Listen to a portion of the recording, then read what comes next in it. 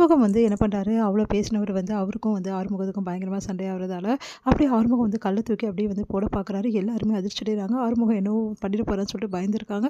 அப்போ கல்லை கீழே போட்டு உனக்கு அவ்வளோதான் சொல்லிட்டேன், போனால் போதும், நீ இப்போ உனக்கு உயிர் பிச்சை கொடுக்குறேன், அதை வாங்கின மரியாதைங்கிறது போயிடு, இதுக்கப்புறம் ஏதாவது பண்ண அப்புறம் நடக்கிறதே வேறு அப்படின்னு சொல்லிட்டு போயிடுறாரு.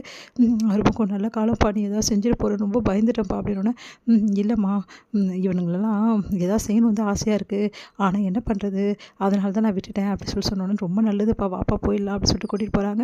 இதையெல்லாம் பார்த்து சிவா வந்து அப்படியே பார்த்து முறைக்கிறாரு.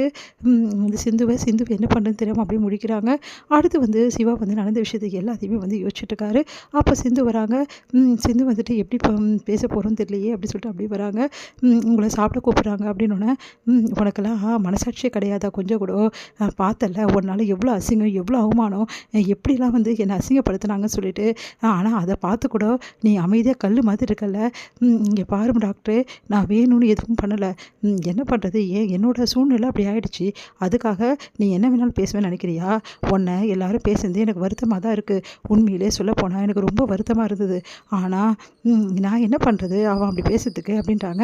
எல்லாத்துக்கும் காரணம் நீ தானே அவ்வளோ வேலையும் பண்ண, ஆனால் கடைசியில் ஒன்றுமே தெரியாத மாதிரி நடிக்கிற, எல்லாருக்கிட்டையும் நல்ல பேர் வாங்குறதுக்காக அப்படியே உழுந்து வீட்டு வேலை செய்கிற. உன் தங்கச்சி வந்து அவங்க என்ன தான் வந்து மூஞ்சுக்கு நேராக பேசினாலும் அவங்க நல்லவங்க, ஆனால் நீ கெட்டவ, நீ என்ன தான் இங்கே இருக்கிறவங்களாம் பார்த்து கவனித்தாலும் உன் மனசு ஃபுல்லாக விஷம், அந்த விஷயம் என் பெரியம்மாவுக்கு கூடிய சீக்கிரம் நான் தெரிய வைப்பேன் அப்படி சொல்லிட்டு போகிறாரு. அதை கேட்டு சிந்து வந்து யோசிக்கிறாங்க. இல்லை டாக்டரே, நான் உண்மையிலே நடிக்கலை, வீட்டில் எல்லாம் நான் பார்த்து தான் செய்கிறேன், எல்லாமே வந்து எல்லாக்கிட்டேயும் வந்து நான் மகிழ்ச்சியோடு தான் பழகிறேன், என் மனசார தான் எல்லா வேலையும் நான் செய்கிறேன், ஆனால் நான் செஞ்ச ஒரே தப்பு மட்டும்தான் உங்ககிட்ட நான் அப்படி பண்ணது தான், மற்றபடி எதுவுமே இல்லை டாக்டரே, நீ இது ரொம்ப தப்பாக புரிஞ்சிருக்க அப்படி சொல்லிட்டு சிந்து ஃபீல் பண்ணுறாங்க. இங்கே வந்து என்ன பண்ணுறாரு, செம்மையாக டென்ஷனாக இருக்கார் நம்ம வந்து சிவா வந்து ஆஃபீஸ்க்கு கிளம்புறாரு. அப்போ வந்து அவரோட சட்டையில் பட்டன் வந்து கீழே விழுந்துடுது. ஐயோ பட்டன் இல்லையா, வேறு சட்டை போடலான்னு ஒன்று ஓடி வராங்க சிந்து. டாக்டர், நீ எதுக்கு வேறு சட்டை போடணும், நான் தான் இருக்கேன்ல, நான் உனக்கு பட்டன் தைச்சி கொடுக்குறேன், நீ அப்படியே நில்லு, ஒரு நிமிஷத்தில் நான் தைச்சிட்றேன் அப்படின்னு சொல்லிட்டு அப்படியே தைக்கிறதுக்காக வராங்க. அப்படியே வந்து தள்ளி விடுறாரு. டாக்டரே அப்படின்றாங்க. உனக்கு அசிங்கமாலே இப்படிலாம் பண்ணுறதுக்கு, என் மேலே உரிமை ஸ்னேகாவுக்கு மட்டும்தான், உனக்கெல்லாம் கண்டிப்பாக கிடையாது, உன் கை விரல் கூட என் மேலே படக்கூடாது, பட்டுச்சுன்னா அதோட அசிங்கம் எனக்கு எதுவுமே இல்லை, என்ன நினச்சிட்டு இருக்கோம் மனசில், நீ இன்னமும் ரொம்ப நல்ல பொண்டாட்டி மாதிரியும் நானும் வந்து உன்னை அழ வச்சு உன்னை கல்யாணம் பண்ணிக்கிற மாதிரியும் ஓவராக சீனை போட்டுட்ருக்க, நீ இப்படியெல்லாம் வந்து பண்ணினா உன் மேலே ரொமான்டிக்காகி அப்படியே ஐயோப்பா ஓ சிந்து அப்படி சொல்லிட்டு உங்ககிட்ட ஒன்றா சேர்ந்து வாழ்வை நினச்சிட்டு இருக்கியா, நீ பண்ண துரோகத்துக்கு உன் மூஞ்சில் முடிக்கிறதே பாவம், போனால் போதுன்னு உன்னை விட்டு வச்சுருக்க, எதுக்கு தெரியுமா, என் பெரியம்மாக்காக மட்டும்தான், அதனால் இந்த மாதிரி என்கிட்ட வந்து அப்படியே வந்து என்னை கவுத்துடலாம், எப்படியாவது வந்து என்னை வந்து அப்படியே வந்து முழுகடிச்சிடலாம் பாசத்தில், அப்படிலாம் வந்து கடக்க கூட போடாத, இதுக்கப்புறம் இந்த மாதிரி வேலையெல்லாம் வச்சுக்கிட்டா மரியாதை கெட்டு போய்டும் அப்படின்னு சொல்லிட்டு போகிறாரு.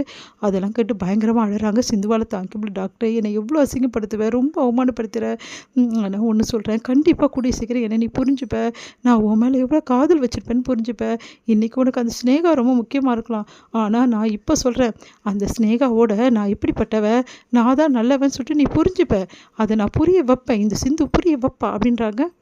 அடுத்து பைரவியை வந்து பார்த்துட்டு வந்து வந்து கேட்குறாரு நம்ம ஆறுமுகம், என்ன நினச்சிட்டு இருக்கோம் மனசில், நான் என்ன பண்ணேன் அப்படின்றாங்க.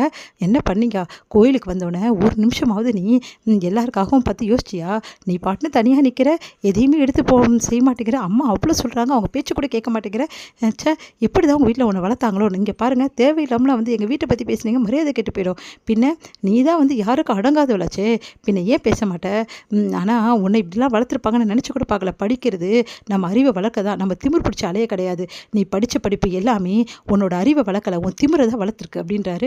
அதை கேட்டுட்டு வந்து பயங்கரமாக டென்ஷனாக பைரவி, இங்கே பாருங்கள், நான் எல்லாமே வேணும்னு தான் பண்ணுறேன், இன்னமும் நான் வேணும்னு தான் பண்ணுவேன், உங்கள் அம்மாவே இப்படிப்பட்ட பொண்ணு வேணாம் உனக்கு, இப்படிப்பட்டவ எதுக்கு உனக்கு அப்படின்னு சொல்லிட்டு என்னை வீட்டை விட்டு அனுப்பணும், அதுக்காக நான் என்ன வேணாலும் செய்வேன், அதுக்காக தான் இது எல்லாத்தையும் நான் பண்ணிகிட்ருக்கேன், நானும் நல்ல குடும்பத்தில் வந்த பொண்ணு தான் அப்படி சொல்லிட்டு போகிறாங்க.